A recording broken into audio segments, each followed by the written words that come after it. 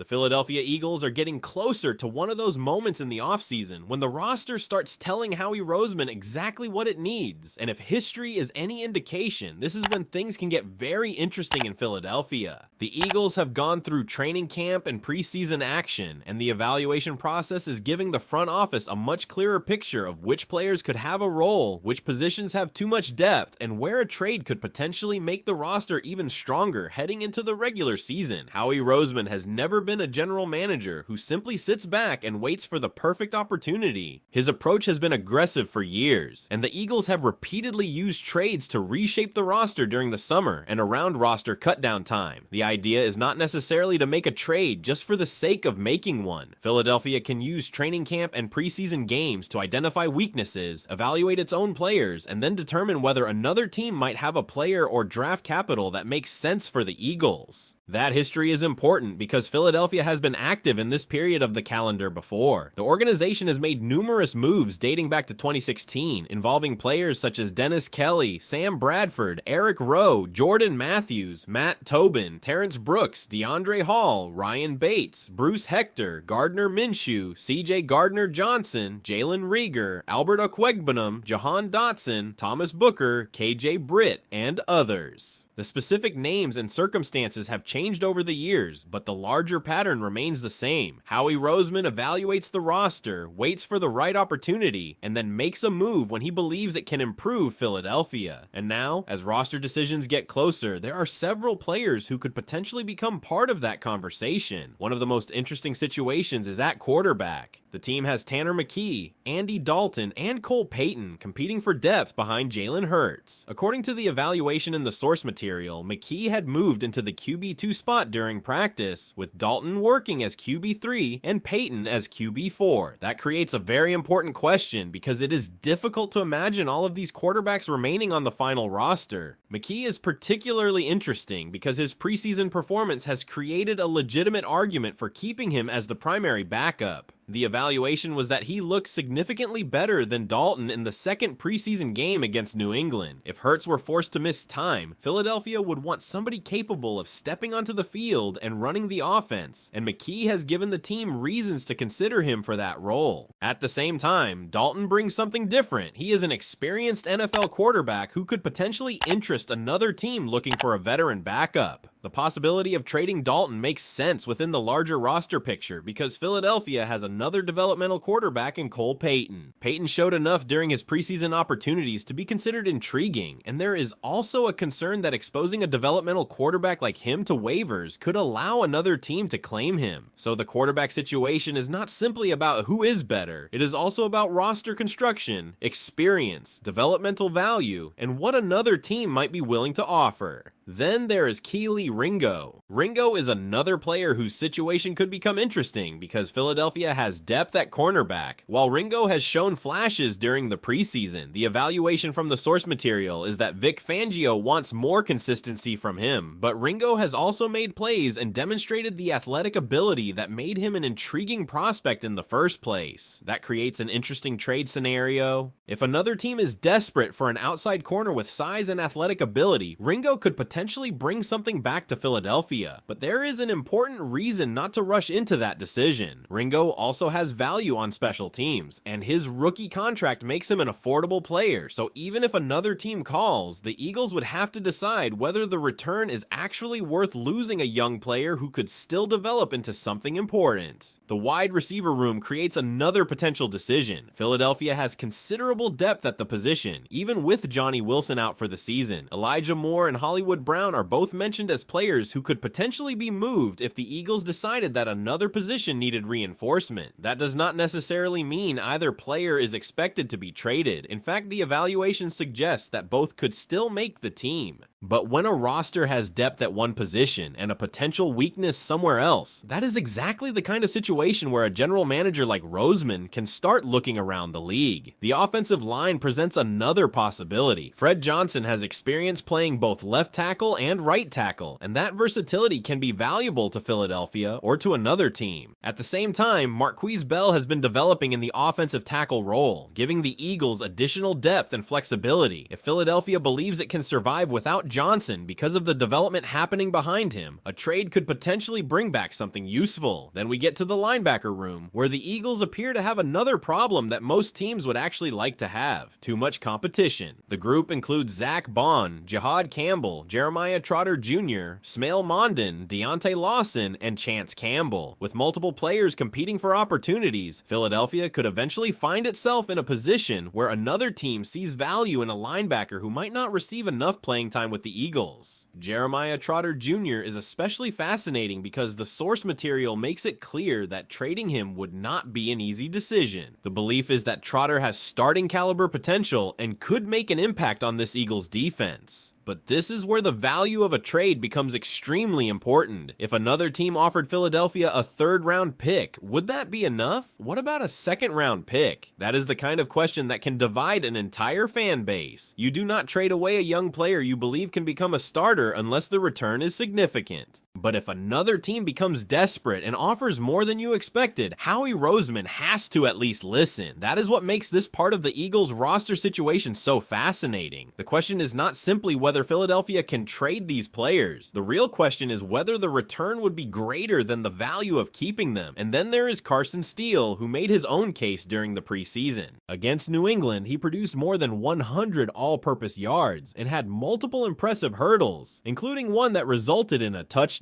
If Philadelphia decides it does not want to keep 4 running backs, a performance like that can absolutely make another team take notice. Steele looks like the type of player who could become attractive to a team searching for running back depth. That does not mean the Eagles should trade him, but it does mean the front office has another asset to evaluate before making its final decisions. AJ Epineza is another interesting name because of his experience and affordable contract. His productivity with the Buffalo Bills gives him credibility, while the emergence of Joshua could make the Eagles question how much depth they need at that position. But again, this is where the value of the player matters. If someone is productive, affordable, and plays a premium position, moving him simply to make a move would not necessarily make sense. The bigger picture is that Philadelphia does not appear to be searching for trades because the roster is falling apart. Quite the opposite. The number of potential trade candidates comes largely from the amount of competition and depth on this team, and that is why the next phase of the offseason could become so important. The Eagles have already seen these players practice. They have seen them play preseason football. They have watched how they fit within the schemes, how they respond to coaching, and where the roster is strongest and weakest. Now, Howie Roseman has the information he needs to start making difficult decisions. But the most interesting part is that these are not the only trade possibilities being discussed around the Eagles. There are also potential deals involving other teams, players at positions of need, and even draft picks that could completely change the way this roster looks before the regular season begins. So now I want to know what you think. If Howie Roseman has to make one major trade before the regular season, which Eagles player would you be willing to move, and what would you need Philadelphia to receive in return? And this is where the trade conversation gets even more interesting, because some of the ideas being discussed are not simply about moving a player for a late round pick. There are scenarios where Philadelphia could potentially address one position while giving another team a player who does not have an obvious path to a major role with the Eagles. One of the most interesting ideas involves Fred Johnson and the Los Angeles Rams. The concept would have Philadelphia receiving tight end Davis Allen while the Rams would receive Johnson. At first glance, this might not look like a massive move, but when you look at the roster construction, it starts to make more sense. Johnson has the versatility to play both left tackle and right tackle, and that type of swing tackle can be extremely valuable to an NFL team dealing with injuries or limited depth. Philadelphia, however, has been developing Markel Bell,